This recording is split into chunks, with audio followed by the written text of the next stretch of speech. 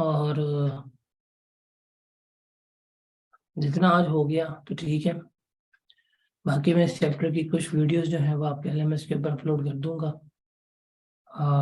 आप लोगों ने अगला वीक चूंकि मिड टर्म की वजह से ऑफ है, तो उसमें आप लोग वो वीडियोस देख के इसे कंप्लीट कर लीजिएगा। और अगले थर्सडे मतलब कमिंग थर्सडे जो टेस्ट नंबर 3 है वो क्या करना है, आपने देना है। Got it.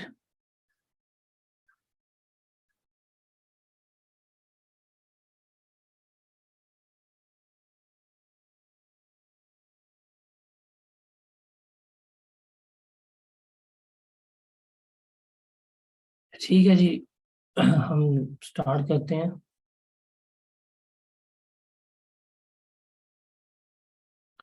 कल हम क्या डिस्कस कर रहे थे?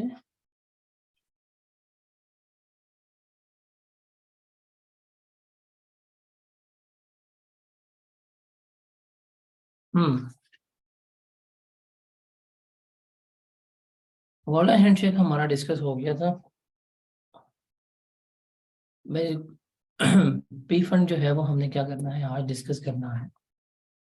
जितना आज हो गया कंप्लीट मैं कर दूंगा। बाकी आई थिंक थोड़ी सी वीडियोस होंगी, अराउंड 1 या 1.5 घंटे की वीडियोस होंगी।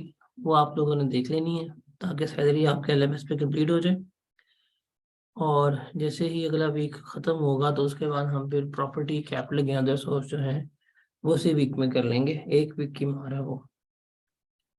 हम आगे चलते हैं। हमने प्रोविडेंट फंड जो है वो डिस्कस करना है, उसको हम देखते हैं।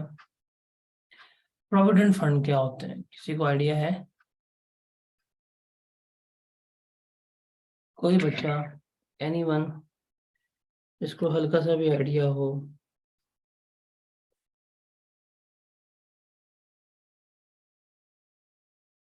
प्रोविडेंट फंड किसे कहते हैं?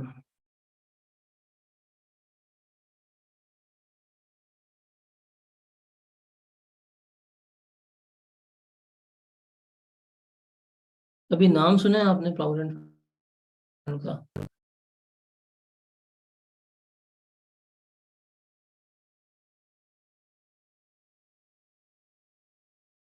हाँ, रिटायरमेंट प्लान होते हैं, रिटायरमेंट बेनिफिट प्लान होते हैं। अगर किसी ने प्रोविडेंट का नाम सुना है तो अक्सर सुना होगा आपने कि यदि हमारा प्रोविडेंट फंड मेंटेन हो रहा है, कल को जब हम ऑफिस छोड़ेंगे या जॉब छोड़ेंगे, इसमें से हमें अमाउंट वगैरह जो है वो मिल जाएगी। अब प्रोविडेंट फंड एक्चुअली में क्या है? एक्चुअली में ये एक रिटायरमेंट बेनिफिट प्लान है जो किसके बेनिफिट के लिए सेट किया गया है? जो एम्प्लॉय के बेनिफिट के लिए सेट किया गया है। जो एम्प्लॉय भाई साहब हैं, इनके फायदे के लिए, इनके बेनिफिट के लिए ये एम्प्लॉयमेंट बेनिफिट प्लान जो है वो सेट किया गया है। अब आप इसे समझ सकते हैं प्रोविडेंट फंड को कि ये एक डब्बा है। इसमें एम्प्लॉय भी पैसे डाल रहा है, जिसमें एम्प्लॉयर भी पैसे डाल रहा है। और ये डब्बा हमने कहाँ रखा हुआ है? जाके बैंक के पास रखा हुआ है। बैंक जो है वो इसमें इंटरेस्ट भी क्या कर रहा है, शामिल कर रहा है। तो ये डब्बा जो है ना, ये डब्बा, ये प्रोविडेंट फंड है। मैं आपको इसको जरा ना जरा अच्छी वे में दिखाता हूँ।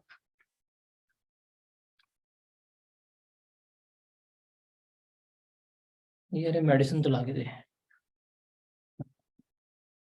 मेरा पर्स देखें सर। आज सुबह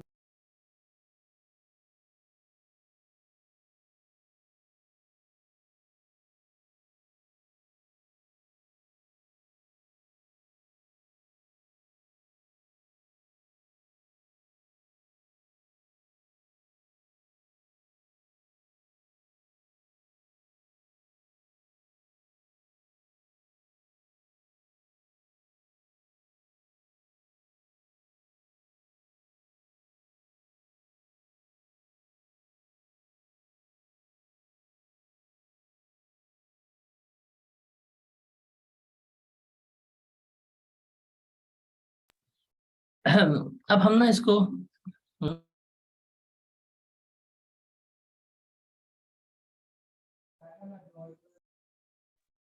अब ना मैं आपको इसको दिखाता हूँ जरा विजुअली। यकीन माने इतनी मजे की स्लाइड है ये जो मैं भी डिस्क्राइब करने लगा हूँ, बट बोलने की हिम्मत इतनी नहीं हो रही, वरना मैं आपको बड़े एनर्जी से होके पढ़ा रहा हूँ। रात पूरी ड्रिप लगी रही है, अभी भी ना एनर्जी इतनी नहीं है, इसलिए मैंने क्लास लेट स्टार्ट की थी।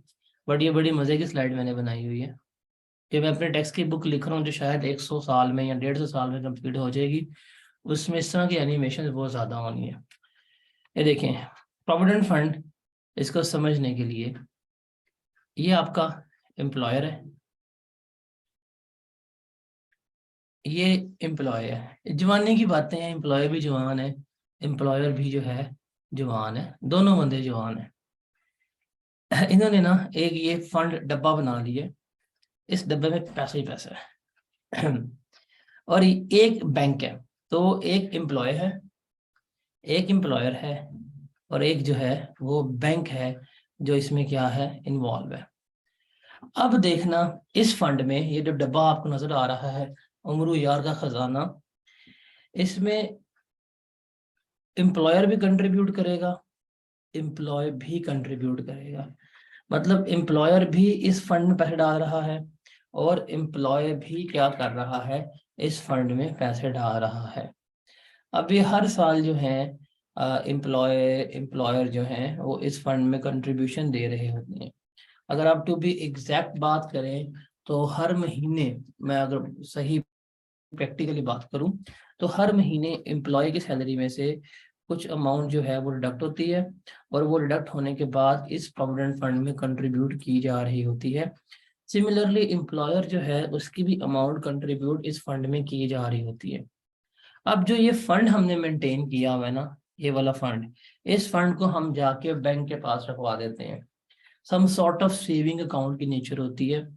अब आप बताएं, बैंक के पास अगर हमने सेविंग अकाउंट खुलवाया हो, तो बैंक क्या हमें उसके ऊपर इंटरेस्ट देता है, सूद पे करता है कि नहीं करता? द आंसर इज, बैंक जो है वो हमें सूद पे करता है,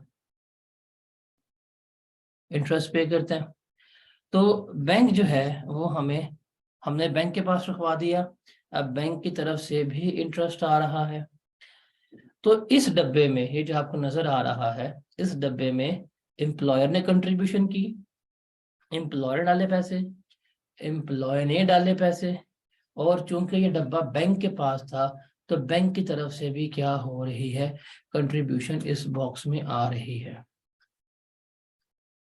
ठीक है। अब ये डब्बा, ये जो आपको नजर आ रहा है, ये किसके बेनिफिट के लिए सेट किया गया है? एम्प्लॉय के बेनिफिट के लिए सेट किया गया, कि जब कल को एम्प्लॉय जो है वो छोड़ जाएगा, या रिटायर हो जाएगा, या चला जाएगा, तो हम क्या करेंगे, हम उसको इसमें से कुछ ना कुछ अमाउंट जो है वो पे कर देंगे। अब एम्प्लॉय भाई जो है वो बुढ़ा हो गया, अब बुढ़ा हो गया तो जवानी की वो बातें नहीं रही, बुढ़ापा आ गया, रिटायर होके जा रहा है, जो उसने पूरी जिंदगी याशी की थी। अब आप पिक्चराइजेशन देखें, एक क्लिक में वक्त बदल गया, जज्बात जो कि हालात बदल गए।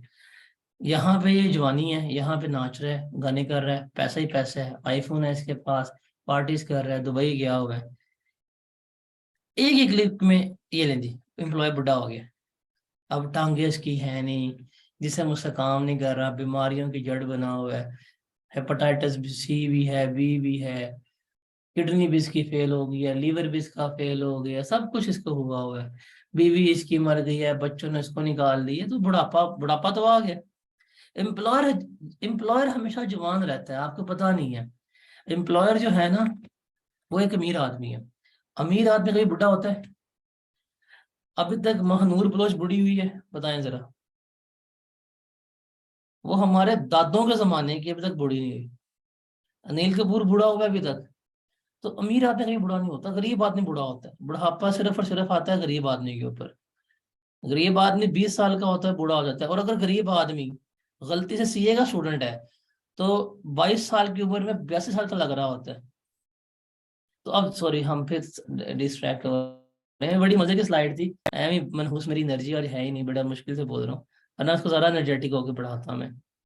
तो अब ये गरीब आदमी बूढ़ा हो गया, एम्प्लॉयर बूढ़ा हो गया। अब जब एम्प्लॉयर बूढ़ा हो गया, ये जॉब छोड़ के जाने लगा, तो हमने क्या किया, हमने इसको इस प्रोविडेंट फंड में से पेमेंट कर दी, ताकि ऐसे हमने कह दिया बाबा जी जो तुम्हारी जिंदगी के आखिरी बचे कुछ 2-3 साल रह गए हैं, सुकून से पैसे पकड़ो, घर बैठो, अल्लाह को याद करो, तुम्हारी कब्र में टांगे हैं, अपने कब्र के डिजाइन सेलेक्ट करो, तो सुकून से पैसे पकड़ो ना। तो हम उसको जाते जाते क्या कर रहे हैं, ये अमाउंट पे कर रहे हैं उसके रिटायरमेंट के ऊपर।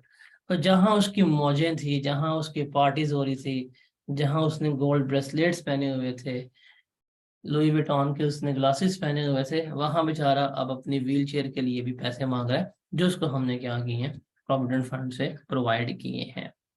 तो हकीकत में ये एक बेनिफिट प्लान है जो हम किसके लिए सेट कर रहे होते हैं, एम्प्लॉय के लिए सेट कर रहे होते हैं, जो उसके रिटायरमेंट के ऊपर उसकी जॉब छोड़ जाने के बाद क्या किया जाता है, उसको दिया जा रहा होता है।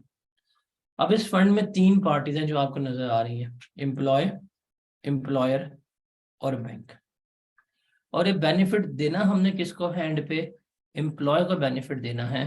तो इस एम्प्लॉय के बेनिफिट के लिए हमने क्या करनी है, अब सारी ये कैलकुलेशंस करनी है। तो 3 पार्टीज हैं, एम्प्लॉय है, एम्प्लॉयर है और बैंक है। इनके लिए हम क्या कर रहे हैं, इन 3 पार्टी से जितना बेनिफिट आएगा वो हमने कैलकुलेट करना है, किसके लिए, वो हमने कैलकुलेट करना है एम्प्लॉय के लिए, ताकि उसको ये बेनिफिट वगैरह दिए जाए, और ये रिटायरमेंट के ऊपर क्या दिए जा रहे होते हैं, उसका बेनिफिट दिए जा रहे होते हैं। तो ये होता है हमारा प्रोविडेंट फंड। कुछ समझ आई कि नहीं समझ आई? स्लाइड्स मजे की वैसे मुझे, कभी कभी बड़े अच्छे काम करता हो तो।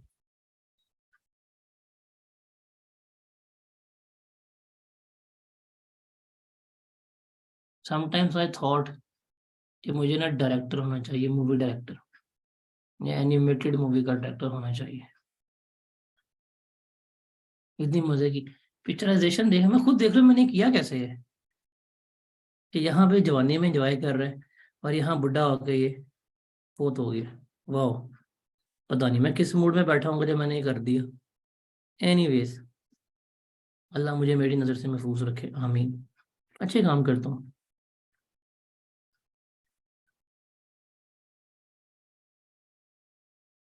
देखा ना, एकदम से वक्त बदल गया, जज्बात बदल गए, हालात बदल गए। तो नहीं, ये बुक में एनिमेशंस होंगी जिस दिन मेरी किताब पब्लिश हो गई।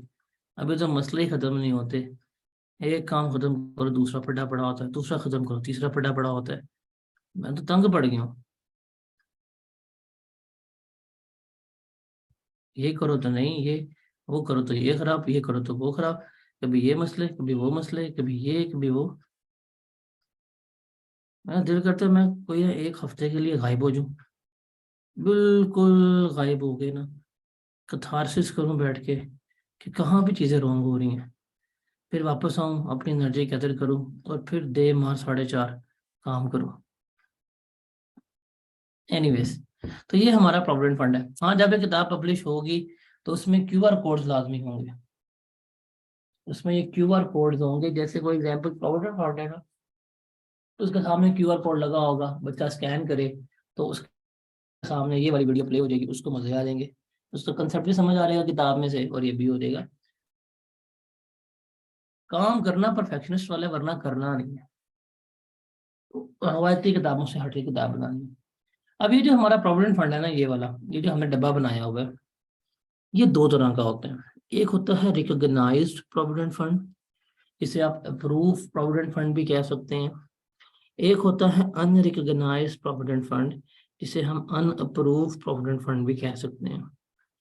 जो रिकॉग्नाइज्ड प्रोविडेंट फंड होता है या जो अप्रूव प्रोविडेंट फंड होता है, ये वो प्रोविडेंट फंड है जिसको हमने गवर्नमेंट से अप्रूवल ली हुई है, डिपार्टमेंट से अप्रूव किया और करवाया हुआ है, वहाँ पे ही हमारा फंड रजिस्टर्ड है। तो गवर्नमेंट के तमाम जो लॉस वगैरह हैं उसके अकॉर्डिंगली हमने फंड को मेंटेन किया हुआ है। दूसरा होता है हमारा वो अनरिकॉग्नाइज्ड प्रोविडेंट फंड है, वो मेंटेन तो किया हुआ है हमने, बट हमने उसको गवर्नमेंट से अप्रूव नहीं करवाया हुआ, रजिस्टर्ड नहीं करवाया हुआ। एम्प्लॉयज को उससे बेनिफिट्स तो देंगे, बट गवर्नमेंट के हाँ वो अभी अप्रूवल उसका नहीं हुआ, रजिस्टर्ड नहीं हुआ। तो दो तरह के प्रोविडेंट फंड है, इनका हमने क्या करना है, ट्रीटमेंट देखना है। एक रिकॉग्नाइज्ड प्रोविडेंट फंड, इसका ट्रीटमेंट देखना है। दूसरा है अनरिकॉग्नाइज्ड प्रोविडेंट फंड, इसका ट्रीटमेंट हमने क्या करना है, देखना है। रिमेंबर, जो रिकॉग्नाइज्ड प्रोविडेंट फंड होता है ना, रिकॉग्नाइज का मतलब है अप्रूव्ड, अप्रूव्ड बाय बोर्ड है, बोर्ड से हमने उसका अप्रूवल लिया हुआ है, बोर्ड की तमाम कंडीशंस उस पर फुलफिल हो रही हैं, लीगली हमने उसे मेंटेन किया हुआ है। जो अप्रूव्ड प्रोविडेंट फंड है या जो रिकॉग्नाइज्ड प्रोविडेंट फंड है, इसमें हम कंट्रीब्यूशंस का एनुअल ट्रीटमेंट लेते हैं। मतलब हर साल के एंड के ऊपर हम क्या कर रहे होते हैं, हम हर साल के एंड के ऊपर देखते हैं कितनी एम्प्लॉय ने कंट्रीब्यूशन की। हम हर साल के एंड पे देखते हैं कितनी एम्प्लॉयर ने कंट्रीब्यूशन की। हम हर साल के एंड पे देखते हैं कितना इंटरेस्ट आया। उसके हवाले से हम क्या कर रहे होते हैं, इसके अंदर वो इसका ट्रीटमेंट ले रहे होते हैं। दूसरा होता है हमारा unrecognised provident fund. Unrecognised provident fund क्या होता है, जिसको हमने अप्रूवल नहीं किया, इसका हम कंट्रीब्यूशन का ट्रीटमेंट कभी भी नहीं लेते कि कितना किसने कंट्रीब्यूट किया है। इसमें हम ट्रीटमेंट लेते हैं हमेशा विड्रॉल का। मतलब जब इस फंड से पैसे निकलवाए जाएंगे तब ही हम ट्रीटमेंट लेंगे। सिर्फ इसका ट्रीटमेंट कब लिया जाएगा, जब इस फंड में से पैसे विड्रॉ किए जाएंगे। अब फॉर एग्जाम्पल एक बंदा जो है वो अपने प्रोविडेंट फंड में से 5 लाख रुपया निकलवा लेता है, और वो प्रोविडेंट फंड जो है वो अनरिकॉग्नाइज्ड है, तो इस 5 लाख का ट्रीटमेंट लिया जाएगा। वो कैसे लिया जाएगा, वो देखिएगा ये 5 लाख रुपया है, इस 5 लाख में से उसकी अपनी कंट्रीब्यूशन कितनी थी। बिकॉज अभी हमने देखा है कि प्रोविडेंट फंड में 3 कंट्रीब्यूशन आ रही हैं, 3 तरह की पार्टीज जो है पैसे दे रही हैं। एम्प्लॉय पैसे दे रहा है, एम्प्लॉयर पैसे दे रहा है, और बैंक का इंटरेस्ट आ रहा है। अब जो एम्प्लॉय के पैसे हैं वो तो उसके अपने जाती पैसे हैं, वो चाहे उनको अपने पास रखे, चाहे वो उनको अपनी पॉकेट में रखे, चाहे वो उनको अपने वॉलेट में रखे, चाहे वो उनको अपने सॉक्स में रखे, या चाहे जाके बैंक में रखे, वो एम्प्लॉय के ही पैसे हैं, उसका तो उसे कोई बेनिफिट वगैरह नहीं मिलेगा। तो इसलिए इस 5 लाख में जो एम्प्लॉय की अपनी कंट्रीब्यूशन होगी, लेट सपोज 1,80,000 जो है था वो एम्प्लॉय का कटा हुआ था सैलरी में से, वो हम लेस करवा देंगे। ओवर एंड अबव कितना मिला, 3,20,000। इसका ट्रीटमेंट होगा, और ये ट्रीटमेंट क्या होगा, ये सैलरी में ऐड किया जाएगा। लेकिन अभी 3,20,000 में क्या कुछ शामिल है, इसमें जो बैंक से इंटरेस्ट आया और जो एम्प्लॉयर ने कंट्रीब्यूशन दी है, ये दोनों चीजें क्या हैं, इसमें शामिल है। तो अनरिकॉग्नाइज्ड प्रोविडेंट फंड बड़ा सिंपल है, सबसे आसान है कि जब भी हम इसमें से अमाउंट विड्रॉ करेंगे, जब भी हम इसमें से अमाउंट निकलवा रहे होंगे, सिर्फ ऑन विड्रॉल ट्रीटमेंट होगा। और वो ट्रीटमेंट क्या होगा कि मैंने टोटल कितनी अमाउंट निकलवाई, उसमें से मेरी अपनी कंट्रीब्यूशन कितनी थी एम्प्लॉय की, वो लेस करेंगे। जो रिमेनिंग अमाउंट है वो क्या कर दी जाएगी, वो हमारी सैलरी में ऐड कर दी जाएगी। तो ये है हमारा अनरिकॉग्नाइज्ड प्रोविडेंट फंड का ट्रीटमेंट। Is that clear?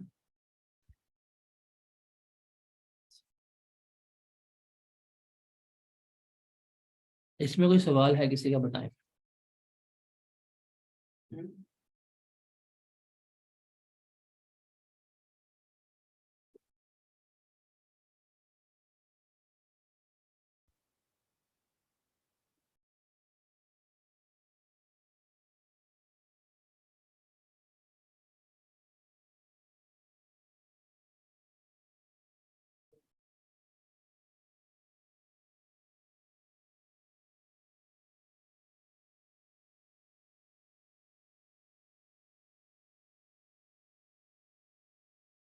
अब है हमारे पास अप्रूव प्रोविडेंट फंड, जिसे हम क्या कहते हैं, जिसे हम रिकॉग्नाइज्ड प्रोविडेंट फंड कह रहे हैं। ये जो अप्रूव प्रोविडेंट फंड है या जो रिकॉग्नाइज्ड प्रोविडेंट फंड है ना, इसका ये तावीज है। इस तावीज को आपने याद कर लेना है। इस तावीज को सुबह दोपहर शाम खाना खाने से पहले और खाना खाने के बाद क्या करना है आपने देखना है। इस तवीज को सुबह दोपहर शाम, खाना खाने से पहले, खाना खाने के बाद पानी में डाल के आपने पीना है। इंशाल्लाह टेस्ट के पेपर में आपको अफाका होगा, और जो आपको लग रहा है आपकी अटेम्प्ट लगी जानी है, वो अटेम्प्ट आपकी नहीं लगेगी। अब इस तवीज को हम लिखते हैं, हम इस तवीज को समझते हैं। अब प्रोविडेंट फंड हमारा कौन सा है? रिकॉग्नाइज प्रोविडेंट फंड है, अप्रूव प्रोविडेंट फंड है, वो है जी, इसको हमने देखना है अप्रूव का। रिमेंबर, जो अप्रूव प्रोविडेंट फंड है ना, जब भी इसमें से अमाउंट विड्रॉ होगी, जब भी इसमें से अमाउंट निकलवाई जाएगी, नो ट्रीटमेंट, कोई किसी किस्म का ट्रीटमेंट नहीं होगा। अप्रूव्ड प्रोविडेंट फंड में से अगर कोई भी चीज निकलवाई जाएगी, कोई भी रकम निकलवाई जाएगी, तो उसका ट्रीटमेंट कभी भी नहीं होगा। ये क्लियर है? हालांकि अनरिकॉग्नाइज्ड प्रोविडेंट फंड में जो अमाउंट विड्रॉ करते हैं तो सिर्फ विड्रॉल का ट्रीटमेंट है, लेकिन चूंकि प्रोविडेंट फंड हमारा रिकॉग्नाइज्ड है, तो इसमें जब कभी भी फ्यूचर में पैसे निकलवाएंगे, तो at the time of withdrawal कोई किसी किस्म का ट्रीटमेंट जो है वो नहीं होगा। Got it?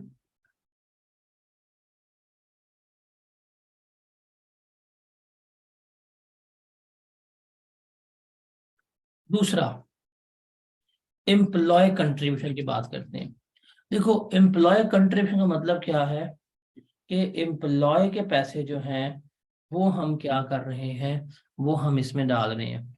मैं वापस चलता हूँ, इसमें इस डब्बे में एम्प्लॉय जो है वो भी कंट्रीब्यूट कर रहा है, एम्प्लॉय के पैसे भी इस डब्बे में आ रहे हैं।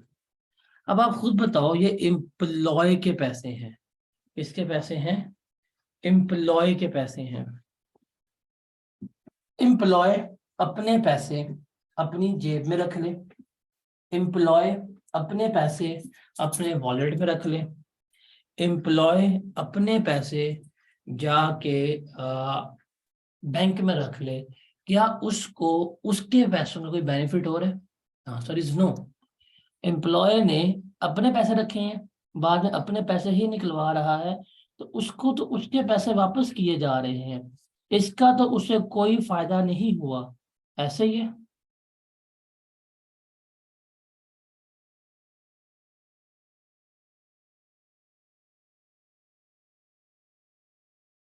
तो रिमेंबर, जो एम्प्लॉय कंट्रीब्यूट कर रहा है, एम्प्लॉय की कंट्रीब्यूशन का भी कोई ट्रीटमेंट नहीं होगा।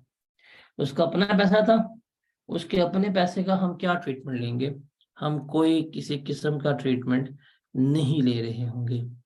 तो रिकॉग्नाइज्ड प्रोविडेंट फंड में दो चीजें तो बड़ी आसान है, employ contribution no treatment, withdrawal के ऊपर कोई ट्रीटमेंट नहीं है। अब रह गया है एम्प्लॉयर कंट्रीब्यूशन, जो एम्प्लॉयर कंट्रीब्यूट कर रहा है और जो इंटरेस्ट आ रहा है वो। अब इसका ट्रीटमेंट है, और ये एनुअल होगा, हर साल हम ले रहे होंगे। जितना एम्प्लॉयर ने कंट्रीब्यूट किया वो अमाउंट पकड़ी, उसमें से लेस किया 10% of basic salary plus DNS allowance और ₹1.5 लाख। जो लोअर अमाउंट है वो हमने लेस की, बाकी जो है बेनिफिट सैलरी में ऐड हो जाएगा। सिमिलरली जो इंटरेस्ट मिला होगा हम इंटरेस्ट पकड़ेंगे, उसमें से लेस करेंगे हायर ऑफ किसका, 1/3 of basic salary plus DNS allowance और 16% ऑफ एक्यूमुलेटेड बैलेंस। जो हायर अमाउंट होगी वो लेस करेंगे, रिमेनिंग अमाउंट जो है वो सैलरी में ऐड हो जाएगी। तो ये एम्प्लॉयर कंट्रीब्यूशन का रूल है और एम्प्लॉय कंट्रीब्यूशन का रूल है। ये क्या करना है आपने अपने माइंड में रखना है। अब इसकी हम एग्जाम्पल करते हैं और हम इसे एग्जाम्पल से समझते हैं। देखिए जी, एक बेसिक सैलरी है एक बंदे की, डेट इज 4,80,000 रुपये। डीएनएस अलाउंस उसको मिला है 48,000 रुपये। एम्प्लॉयर कंट्रीब्यूशन जो है रिकॉग्नाइज्ड प्रोविडेंट फंड में, अच्छा पेपर में आपको बताया कि प्रोविडेंट फंड रिकॉग्नाइज्ड है कि अनरिकॉग्नाइज्ड है। रिकॉग्नाइज्ड प्रोविडेंट फंड में उसकी कंट्रीब्यूशन जो है वो 60,000 रुपये की है, और इंटरेस्ट दिया है प्रोविडेंट फंड में इस साल का 2,16,000, और ये 18% के ऊपर इंटरेस्ट दिया गया है, मतलब ये 2,16,000 18% के रेट के ऊपर लगा के दिया है। हमने सॉल्व करना है। अब देखो बेसिक सैलरी आ गई, डीएनएस अलाउंस भी आ गया। अब एम्प्लॉयर ने कितना कंट्रीब्यूट किया है, एम्प्लॉयर ने कंट्रीब्यूट किया 60,000। अब हम इसमें से लिमिट लगाएंगे, और वो लिमिट क्या होती है रूल की, कि हम लेते हैं ₹150,000 और 10% of basic salary, that was 480,000 plus DNS allowance, that was 48,000। तो इसका 10% लेंगे तो ये हमारे पास कितना आएगा, 52800। अब इन दोनों में से लोअर कौन सा है, ये लोअर है, तो हमने एम्प्लॉयर कंट्रीब्यूशन में से ये लेस किया, ये हमारा बेनिफिट था, ये क्या हो जाएगा, सैलरी में ऐड हो जाएगा। व्हाट इफ अगर हम यहाँ पे अमाउंट को लेस करवाएं, हम ये अमाउंट जो है वो लेस करवा रहे हैं, और लेस करवाने के बाद आंसर 0 आ जाए या नेगेटिव आ जाए, तो उसका कोई ट्रीटमेंट नहीं होता। ये याद रखना, ये पहले भी हमने डिस्कस किया था मेडिकल अलाउंस में, कि ये 0 हो या नेगेटिव हो तो उसका कोई ट्रीटमेंट नहीं है, हमेशा पॉजिटिव वैल्यू होगी वो सैलरी में ऐड हो जाएगी। तो ये होगी हमारे पास एम्प्लॉयर कंट्रीब्यूशन का ट्रीटमेंट। उसके बाद इंटरेस्ट दिया है उसने 18% के ऊपर, डेट इज 2,16,000, ये इंटरेस्ट आ गया। अब इंटरेस्ट का रूल जो है वो है जी, जितना इंटरेस्ट दिया होगा उसमें से हमने लेस करना है 1/3 of basic salary plus DNS allowance. तो 4,80,000 प्लस 48,000, इसका हम क्या लेंगे, 1/3 लेंगे, जो हमारे पास आया 176,000। और था रूल के अंदर लिखा हुआ है 16% ऑफ एक्यूमुलेटेड बैलेंस, जो भी एक्यूमुलेटेड बैलेंस होगा उसका हमने क्या लेना है, 16% लेना है। अब सवाल ये है कि ये एक्यूमुलेटेड बैलेंस क्या होता है। एक्यूमुलेटेड बैलेंस क्या है, ये आपके प्रोविडेंट फंड का opening balance for the year है, जो साल के शुरू में होगा। अब ये opening balance for the year कैसे आएगा, आपकी एम्प्लॉय कंट्रीब्यूशन, आपकी एम्प्लॉयर कंट्रीब्यूशन, और जो इंटरेस्ट होगा, इन तीनों को जमा किया होगा, तो आपके पास क्या आ गया होगा, आपके पास ये एक्यूमुलेटेड बैलेंस जो है वो आ गया होगा। तो हर साल के एंड के ऊपर हमें निकाल लेते हैं, और ये हमारा क्या बनता है, ओपनिंग बैलेंस बनता है। इन शॉर्ट आप कह सकते हैं एक्यूमुलेटेड बैलेंस क्या है, accumulated balance is your total balance of provident fund, ये प्रोविडेंट फंड का टोटल बैलेंस है। तो उस टोटल बैलेंस का हमने 16% लेना है। अब इस सवाल में क्या मुझे टोटल बैलेंस पता है, जरा बताओ, क्या मुझे इस सवाल में टोटल बैलेंस का पता है कितने? The answer is no, we don't know about that. अब कैसे निकाल सकते हैं सर, निकाल सकते हैं, उसने जो ये वाला इंटरेस्ट दिया ना, ये वाला इंटरेस्ट, उसने कहा है कि किसी अमाउंट का 18% हमने लिया था, तो वो कितना आया था, 2,16,000 आया था। यही है ना, कि 2,16,000 किस रेट के ऊपर आया है, 18% के ऊपर आया है। इसका मतलब यही हुआ कि हमारे पास कोई एक्स था, एक्स थी। अब काइंडली एक्स से अपने एक्सिस ना याद करना शुरू कर देना, हम यहाँ पे मैथमेटिक्स से एक्स की बात कर रहे हैं, वरना यहाँ पे 100 का समा बन जाएगा। कोई भी एक्स अमाउंट का हमने 18% लिया, तो उसका जवाब क्या आया था, 2,16,000 आया था। इसका मतलब हम इससे क्रॉसअप करके एक्स की वैल्यू निकाल सकते हैं। अब एक्स की वैल्यू तुम क्या जानते हो रमेश बाबू, लेकिन हम निकाल लेंगे, एक्स बड़ा कीमती है। 2,16,000 को अगर हम डिवाइड कर दें 0.18 के ऊपर, तो हमारे पास एक्स की वैल्यू आ जाएगी, कितनी बनेगी, 12 लाख। अब भाई अपनी एक्स की ना बता, हमें अपने एक्स की बताने दे, जो यहाँ लिखा हुआ है। तुम्हारा एक्स होगा 2% का, लेकिन ये 12 लाख का भाई। इस एक्स की वैल्यू कितनी आ गई है, 12 लाख रुपया आ गई, ऐसे ही है। अब आप इस 12 लाख का 16% लें, क्या जवाब आएगा,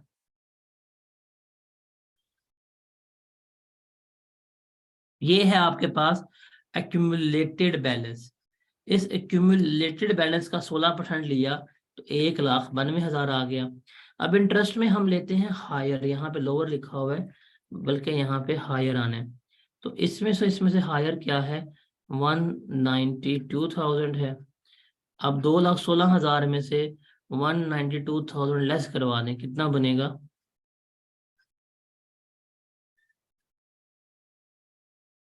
24,000।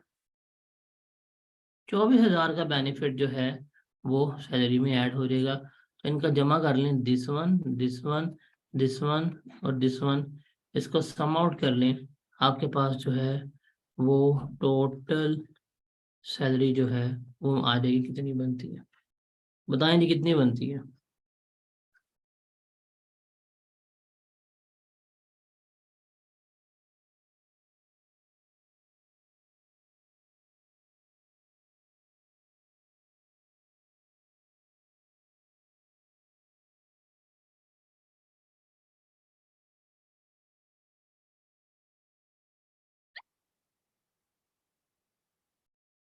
पांच लाख।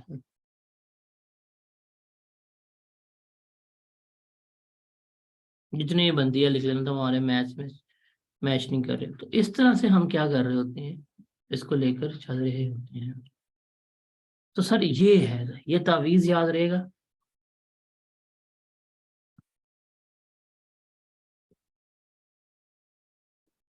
इस तावीज को आपने सुबह दोपहर शाम, खाना खाने से पहले, खाना खाने के बाद पानी में घोल के पीना है।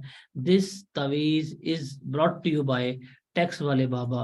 अगर आप अपने अटेम्प्ट को बचाना चाहते हैं तो बाबा जी के इस तावीज के ऊपर असर अमल कीजिएगा, वरना आपने फिर कहना है कि हमारे ऊपर आए क्या, आपने काला जादू कर दिया और हमें फिर रोक दिया। अगर आप हर किस्म के काला जादू से बचना चाहते हैं, हर किस्म की परेशानी से बचना चाहते हैं, तो इस तावीज को पानी में घोल के लाजमी पी लीजिएगा।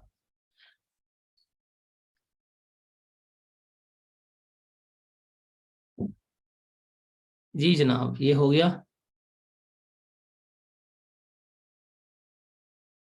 इसमें कोई सवाल है तो बताएं, वरना आगे चलते हैं।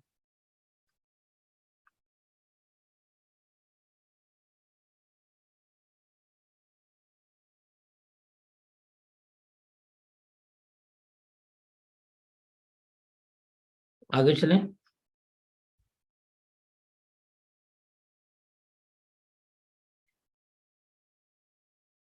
ये कुछ एग्जांपल्स हैं, ये एग्जांपल्स आपने सॉल्व करनी है। टेक द स्क्रीनशॉट, ग्रुप में शेयर कर दीजिएगा। एग्जांपल्स आपने सॉल्व करनी है।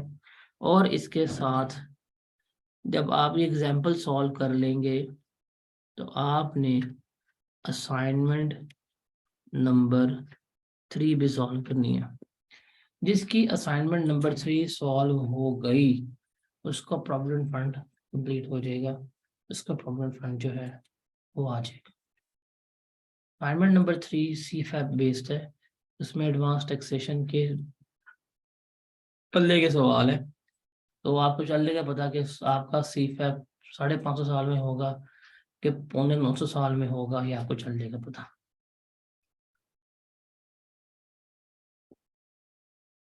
ठीक है जी, कर लेंगे।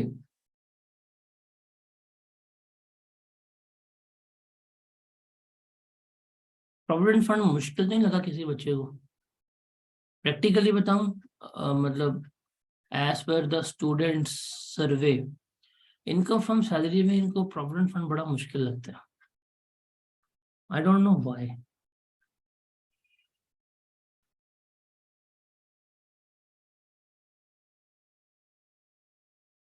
थोड़ा सा मुश्किल है बट समझ आ गया।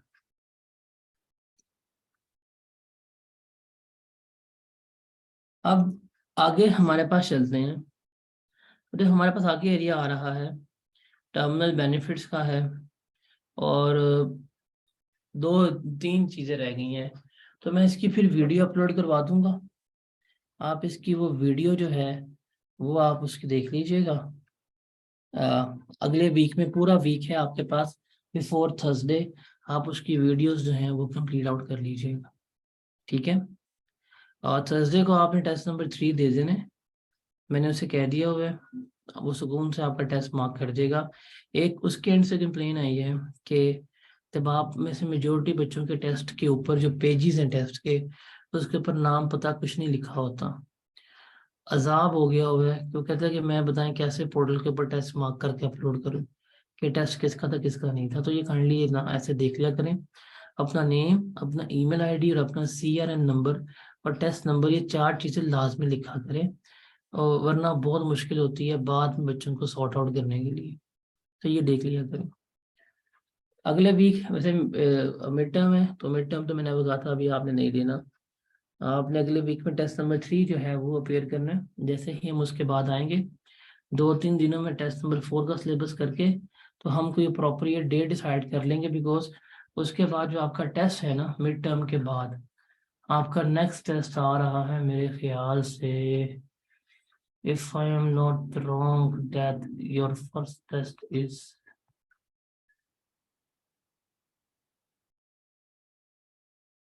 आपका अगला टेस्ट आ रहा है 6 जनवरी को। तो हम प्रोबेबली कोई 31 जैन को मैं कह दूंगा आपको कि आप अपना मिड टर्म दे दीजिएगा, ठीक है। तब तक हम रेलेवेंट तैयारी भी कर लेंगे, अच्छी वाली तैयारी जो है वो कर लेंगे। उन 10 दिनों में प्रैक्टिस सब कुछ हो जाएगी, ताकि आपको कोई किसी किस्म की प्रॉब्लम फेस ना हो। तो आप लोग 31 जैन को अपना मिड टर्म अटेंड कर लीजिएगा। उसके बाद जो ऑनवर्ड्स हैं टेस्ट नंबर 6, 7, 8, 9, 10, ये आप रेलेवेंट टाइम पे ही दे दीजिएगा, उसमें आपका लैप्स नहीं आएगा। Got it. नहीं, टेक्स्ट की क्लासेस भी ऑफ होंगी बिकॉज मिड टर्म है, तो इदारा जाती पॉलिसी के मुताबिक मिड टर्म के लिए ये भी जो है वो ऑफ रहेगा।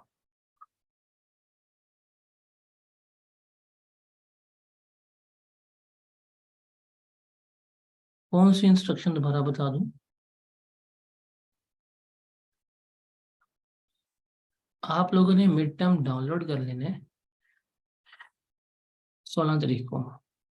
हमारी क्लासेस अगला पूरा वीक ऑफ रहेंगी। ध्यान से भाई, ध्यान से सुन लें, मैं उर्दू में बोल रहा हूँ, उर्दू में। अगला वीक बरोज पीर से बरोज सोमवार से क्लासेस एक हफ्ते के लिए ऑफ है due to mid term week. ऐसा ही है। और हम 2 चैप्टर्स अभी पीछे हैं, 2 हेड्स ऑफ इनकम पीछे हैं। ऐसा ही है।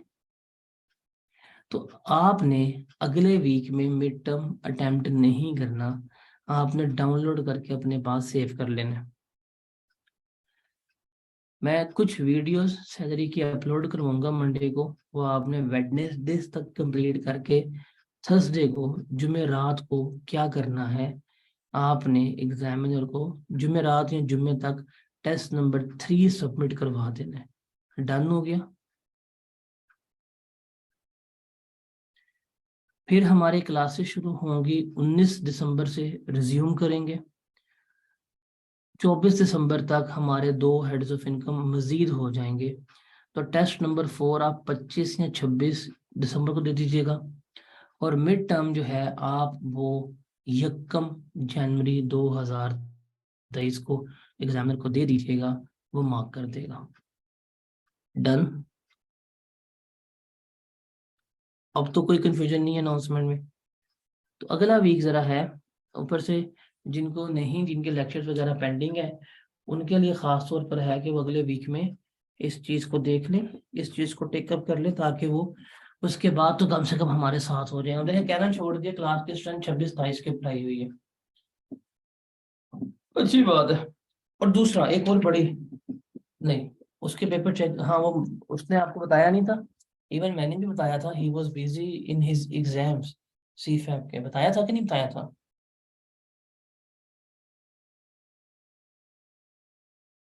तो यार इतना तो अगले बंदे को मार्जिन दे दिया करें यार। यार मतलब क्यों उसको बेचारे को फेल करवाना है आपने?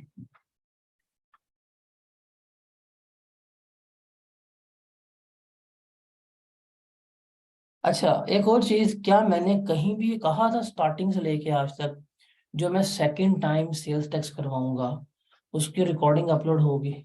कभी भी मैंने बताया आप लोगों को रिकॉर्डिंग का? मैंने हमेशा यही कहा था ना कि सेकंड टाइम जो सेल्स टैक्स कराऊंगा, और इवन जो 2 दफा सेकंड टाइम मैं बिजनेस करवाऊंगा, वो दोनों लाइव करवाऊंगा, फिर मैं वेरी फर्स्ट डे कहा था।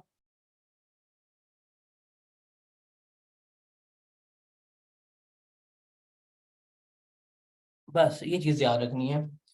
यकम से नहीं तो 4 या 5 तारीख से ना, जो सेल्स टैक्स के लिए याद रेडी रहिएगा। सेल्स टैक्स आप लोगों ने किया हुआ है, कच्चा पक्का है, अप एंड डाउन है, लेकिन उन 10 दिनों के बाद ना, 4 या 5 जनवरी को स्टार्ट करूंगा मैं, अभी मैं खुद उसको देख रहा हूँ। उन 10 दिनों में ना, अगर सेल्स टैक्स आपको आपके नामों की तरह हिफ्ज ना हुआ तो ठीक है, नहीं होगा फिर हम क्या कर सकते हैं, बट इंशाल्लाह वो सेल्स टैक्स आपको याद हो जाए। और बिजनेस के लिए भी रेडी रहिएगा, मैंने आपको 2 दफा बिजनेस और 2 दफा सेल्स टैक्स कराने हैं। इंशाल्लाह 15 से 20 जनवरी को हमारा सिलेबस जो है वो कंप्लीट हो जाएगा। यार, आपने पास्ट पेपर की किताब देखी है? पास्ट पेपर की किताब में इनकम फ्रॉम सैलरी में सिर्फ और सिर्फ जो है वो 4 सवाल है। अब बताएं, जब सैलरी में है ही 4 सवाल पास्ट पेपर का, तो मैं कित्थों लेके आवा? नहीं, क्या करूं, मैं मर जाऊं? सवाल कहाँ से लेके आऊं? मैं नहीं है ना अब, होंगे तो करवाऊंगा ना। अब 2008 से लेके 2022 तक सैलरी की इंडिविजुअल क्वेश्चन है ही 5-6, क्यों भी मास। लेकिन टेस्ट में न्यूमेरिकल है। बुक नहीं पहुंची? चलिए, जिनको बुक्स नहीं मिली ना, वो मुझे मैसेज करें। कल का दिन वेट कर ले, मंडे मंडे मंडे। मंडे को अगर आपको दोपहर 2 बजे तक किताब नहीं मिलती, मुझे आपने मैसेज कर देना। मंडे को अगर आपको दोपहर 2 बजे तक किताब नहीं मिलती, मुझे आपने मैसेज कर देना। मेरे एंड से किताबें तो डिलीवर्ड है, बट मंडे तक का वेट कर लें। मंडे को दोपहर 2 बजे तक अगर आपको किताब रिसीव नहीं होती, आप मुझे मैसेज कर दीजिएगा, मैं उसको मेक श्योर करवा दूंगा कि भाई कहाँ पे या कोई ट्रैकिंग का इशू तो नहीं, तो वो हम देख लेंगे। तो आप लोग किसी अच्छी जगह पे क्यों नहीं रहते? पता नहीं किस मरीख पे, किस चांद के कोने में बैठे हुए हैं जहाँ पे डिलीवरी नहीं हो रही। अभी कल टेक्स्ट की किताब गिलगित बल्तिस्तान में डिलीवर हुई है, पता नहीं कौन से दूर इलाके में, जहाँ पे पोस्ट ऑफिस में हमने डिलीवर करवाई है और हो गई है। पता नहीं आप लोग कहाँ पे रहते हैं यार, पाकिस्तान में डिलीवर करवा रहे हो कि इंडिया के एड्रेस दिए हुए हैं? हमारा पोस्टमैन जो है गोली खा के शहीद होके आ जाए। ओ सॉरी, माय बैड।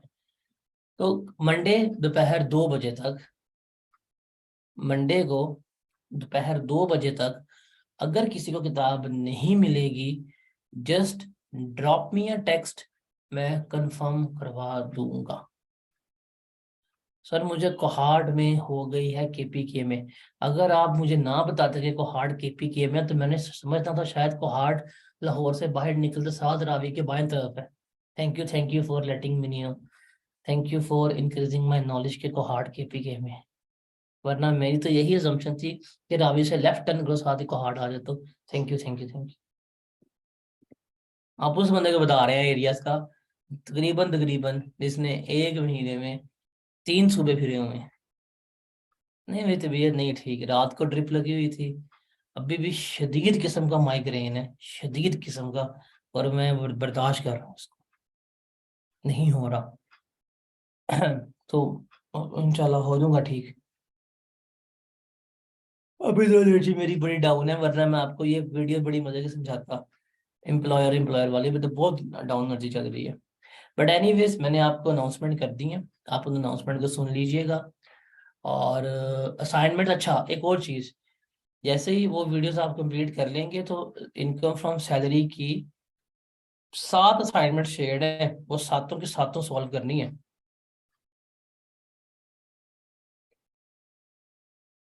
आपने अगले वीक में सुकून से वो सात, आपका अगला वीक तो बड़ा मैंने काम दे दिया आपको। आपने 7 असाइनमेंट सॉल्व करनी है, टेस्ट नंबर 3 सॉल्व करना है, और ये वीडियोस जो होंगी 2 या 3 अपलोड वो देखनी है। तो that would be a very busy week for you. तो आपका मॉक 16 तारीख को है मोहतरमा, तो आप 15 तक काम कर लेंगे। फिर वही बात हुई है, कप मेरे पास पड़ा हुआ, कैमरा मैंने ऑन नहीं किया, वरना मैं कप आपको दिखा देता।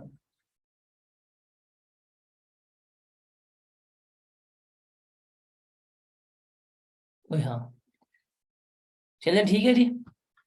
आप असाइनमेंट सॉल्व कर लें। जब आप असाइनमेंट सॉल्व कर लेंगे तो मैं आपको एक ईमेल आईडी प्रोवाइड करूंगा। आपने उस ईमेल आईडी के ऊपर वो असाइनमेंट्स जो हैं वो फॉरवर्ड कर देनी है। ठीक है।